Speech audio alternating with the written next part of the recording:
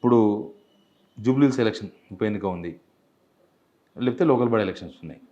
ఈ కమ్మ అంటేనేమో జూబ్లీహిల్స్ ఎలక్షన్ ప్రభావం చూపిస్తారని. రెడ్డి అంటేనేమో లోకల్ బాడీ ఎలక్షన్స్‌లో ప్రభావం చూపిస్తారని. ఇవి ఏమైనా ఎఫెక్ట్ అయ్యే అవకాశం ఉందా? 100% నాకది గుర్తు రాలేదు మీరు అడిగినప్పుడు. లోకల్ బాడీస్ నేపథ్యమే గుర్తొచ్చింది. వాస్తవంగా ఇదే మెయిన్. ఏందంటే జూబ్లీహిల్స్. హైదరాబాద్ సీట్ మీద టీడీపీ కళ్ళు పెట్టుకున్నది.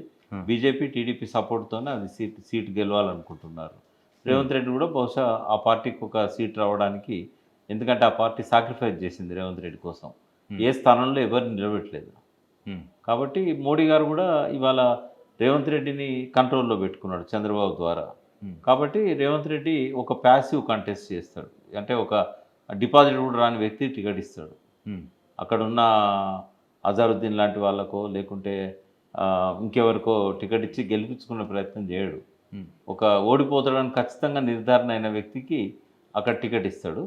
ఆయన బలగాలన్నిటిని కూడా ఇటు రెడ్డి వర్గాన్ని అటు కమ్మ ఇద్దరు కూడా ఆయనతోనే ఎక్కువగా సంబంధాలు ఉన్నాయి కాబట్టి.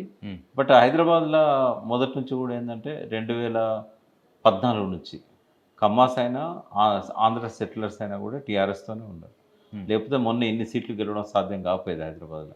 వాళ్ళు విఘ్నులు, వాళ్ళు ఇక్కడ డెవలప్మెంట్ చూశారు, కేటీఆర్ చేసిన కృషి చూశారు, స్ట్రాటజిక్ రోడ్ డెవలప్మెంట్ ప్లాన్ చూశారు, నాలా డెవలప్మెంట్ ప్రోగ్రామ్ చూశారు, హైదరాబాద్లో 65 అండర్ పాస్లను చూశారు, ఫ్లైఓవర్ల మీద ఇవాళ ట్రాఫిక్ జాములు లేకుండా పోతున్నారు.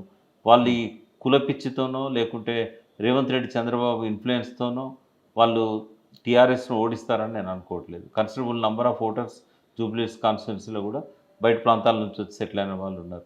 వాళ్ళని ఎన్నడూ కూడా టీఆర్ఎస్ పాలనలో అగౌరవపరచలేదు. అందరిలాగానే ఈక్వల్గా ట్రీట్ చేశారు. గవర్నర్ నరసింహన్ దగ్గర 10 ఏళ్ళు గవర్నర్ల దగ్గర లా అండ్ ఆర్డర్ ఉన్నా కూడా ఒక్క పోలీస్ కంప్లైంట్ కూడా ఇక్కడ ప్రాంతీయ భేదాలతోని లేదా భాష పేరు మీదనో సంస్కృతి పేరు మీదనో ఎక్కడ కూడా ఇప్పటివరకు నమోదు కాలేదు. కాబట్టి ఇక్కడ ఉన్న సెటిలర్స్ అంతా కూడా వాళ్ళని సెటిలర్లు అనడం కూడా బాగుండదు.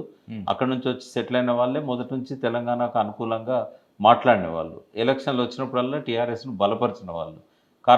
కార్పొరేషన్ ఎన్నికల్లో కూడా ఒక బ్రహ్మాండమైన మెజారిటీతోని మొదటి మేయర్ను తెలంగాణ రాష్ట్ర సమితి గెలిపించుకున్నదంటే వాళ్ళ సపోర్ట్ లేకుండా జరగలేదు, వాళ్ళ ఓట్లు లేకుండా జరగలేదు.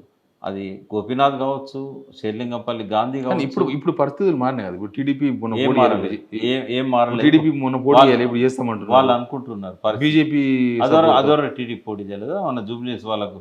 నేను అనేది ఏంటంటే ఎప్పుడైతే గోపీనాథ్ షేర్లింగంపల్లి నుంచి గాంధీ టీఆర్ఎస్లో కలిశారో మొత్తం వాళ్ళ సెక్షన్ అంతా కలిసింది. ఇవాళ మళ్ళీ పాత రోజులు చంద్రబాబు రావాలంటే అంత ఈజీ కాదు.